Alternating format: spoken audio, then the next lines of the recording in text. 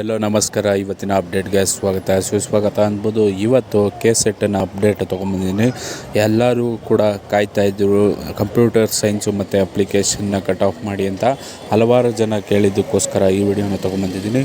GMಗೆ 172 ಇರುತ್ತೆ cut off, ಮತ್ತು STಗೆ 148 ಇರುತ್ತೆ. ಅದಾದಮೇಲೆ STಗೆ 148 ಇರುತ್ತೆ, ಮತ್ತು ಕ್ಯಾಟಗರಿ 1ಗೆ 142 ಇರುತ್ತೆ, ಮತ್ತು 2Aಗೆ 148 ಇರುತ್ತೆ. ಇದು ಎಸ್ಟಿಮೇಟೆಡ್ ಕಟ್ ಆಫ್ ಆಗಿರುತ್ತೆ. ಯಾವುದೇ ಕಾರಣಕ್ಕೂ ಇದೇ ಕಟ್ ಆಫ್ ಬರುತ್ತೆ ಅಂದ್ಕೊಬೇಡಿ. ವೇರಿಯೇಷನ್ ಇರುತ್ತೆ, 2 to 4 ಮಾರ್ಕ್ಸ್ ವೇರಿಯೇಷನ್ ಇರುತ್ತೆ.